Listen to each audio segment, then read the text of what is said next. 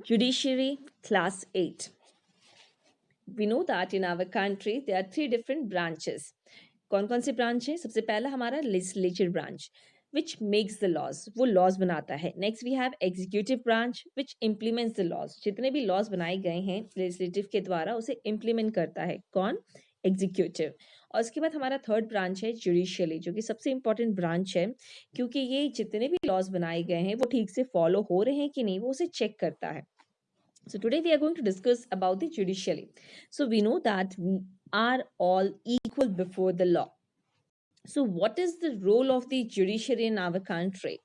So the main क्या role क्या है इस जुडिशरी सिस्टम का हमारे कंट्री में?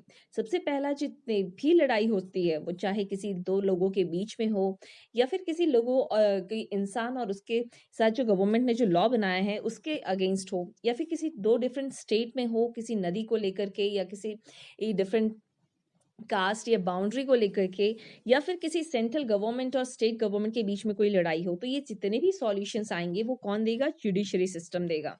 इसके अलावा जुडिशरी ये भी रिव्यू करता है कि जितने भी फंडामेंटल लॉज बनाए गए हैं वो ठीक से फॉलो हो. वो अगर किसी को सॉल्यूशन ना मिले तो वो आके कोर्ट में उसके लिए न्याय के लिए मांग सकता है. नेक्स्ट वो ये भी देखता है कि जितने भी लॉज बनाए गए हैं वो लोग ठीक से फॉलो कर रहे हैं कि नहीं. अगर कोई लॉ किसी के अगेंस्ट जा रहा है तो वो क्या करते हैं? उसके लिए न्याय कोशिश करते हैं या फिर कुछ और डिफरेंट उसमें चेंजेस लाते हैं उस लॉ में. सो ये सारे काम जो होते हैं वो जुडिशरी करती है. What is an independent judiciary? So independent judiciary क्या होता है? जहाँ पे जुडिशरी सिस्टम जो होता है, जो लॉ होता है, जो कोर्ट होता है, मेनली जो न्याय बनाता है वो पूरा का पूरा इंडिपेंडेंट होता है. Right to equality before the law. We know that we all are equal before the law. और ये इक्वालिटी रखने के लिए जो जुडिशरी सिस्टम है वो क्या करती है? वो सबको इक्वल बिहेव करती है. अगर कोई रिच है और कोई पुअर है तो इस केस में जो रिच पर्सन है वो पैसे देकर के इजीली जीत सकता है, या फिर जो पुअर है वो तो कोर्ट तक कभी पहुंच ही नहीं सकता क्योंकि कोर्ट में बहुत पैसे लगते हैं. तो इस केस में जो जुडिशरी सिस्टम है वो बहुत ही इंडिपेंडेंट है और सेपरेटेड है. अगर कोई भी इंसान जो है वो एग्जीक्यूटिव या लेजिस्लेटिव में काम कर रहा है तो वो जुडिशरी को इजीली ये अपने पक्ष में ले सकता है उसे पैसे देकर के. लेकिन ऐसा कुछ नहीं हो सकता इंडिया में क्योंकि जो जुडिशरी सिस्टम है वो टोटली अपोजिट है. क्योंकि एग्जीक्यूटिव और लेजिस्लेटिव जैसे इंपॉर्टेंट है, that same way judiciary system is also important. Judiciary system जो है वो कनेक्टेड नहीं है एग्जीक्यूटिव और लेजिस्लेटिव से. तो इसमें जितने भी जुडिशरी सिस्टम के अंदर का जो भी लोग बैठते हैं कोर्ट में वो सारे के सारे कनेक्टेड नहीं होते एग्जीक्यूटिव और लेजिस्लेटिव से. उनको अपनी तरफ से अलग से अपॉइंट किया जाता है और उनको कोई भी इधर से उधर ट्रांसफर या निकाला नहीं जा सकता. अगर कोई एक बार बैठ जाता है अपनी सीट पे तो वो वहां पे कांस्टेंट रहता है उसके पर्टिकुलर पीरियड के लिए.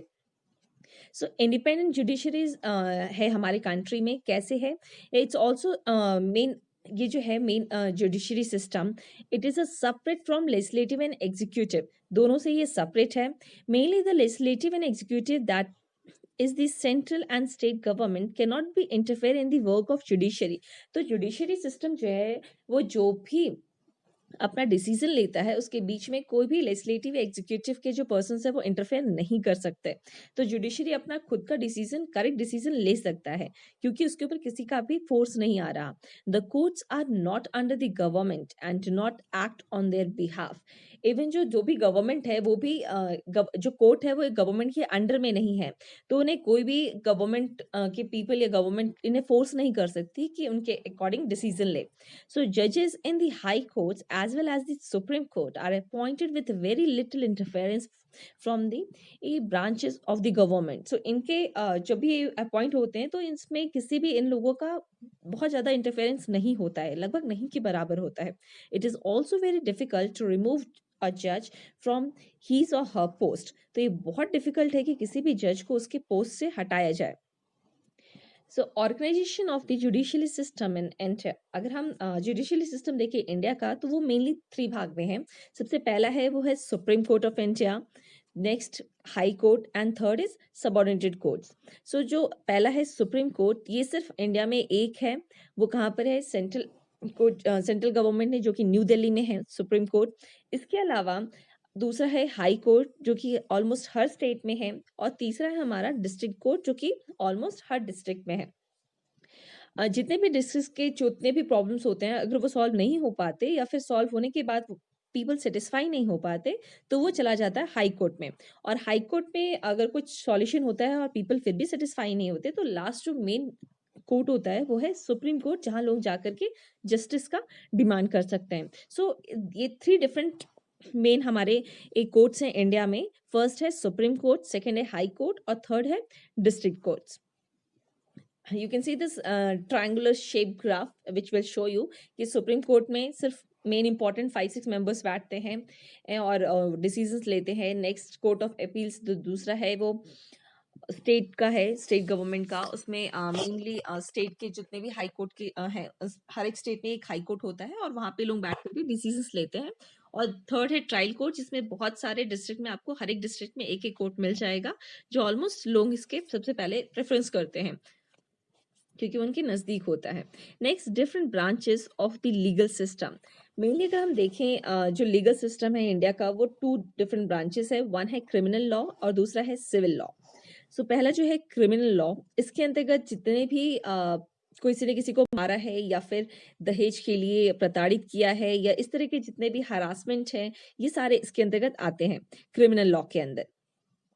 इसके अंदर अगर कोई भी कुछ केस होता है तो पहले एफआईआर दर्ज किया जाता है, जिसे हम फर्स्ट इंफॉर्मेशन रिपोर्ट कहते हैं, जिसमें पुलिस आती है, वो इन्वेस्टिगेशन करती है और फिर अगर वो पर्सन देखा जाता है कि वो गिल्टी है, उसने क्राइम किया है, तो उस केस में उसे जेल होती है या फिर उसे फाइन देना पड़ता है।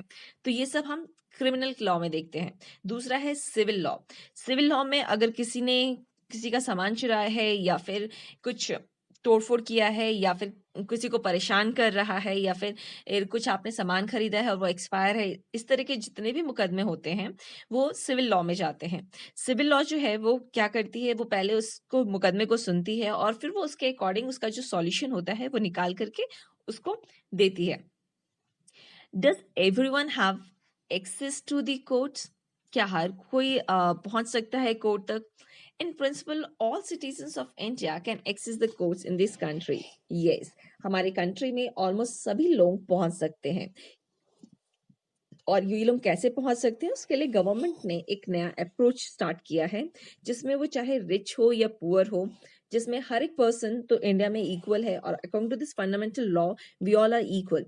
तो हम सबके पास सेम है। अगर किसी का कुछ वायलेंट होता है, कोई फंडामेंटल राइट या फिर कुछ, तो इतने बड़े पॉपुलेशन कैसे पहुंचेगी इसके तक?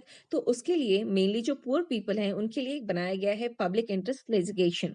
सो according to this they can send any letter और समथिंग टुवर्ड्स द कोर्ट, और उसके बाद कोर्ट जो है वो इसके लिए उनके लिए सॉल्यूशन निकालेगा।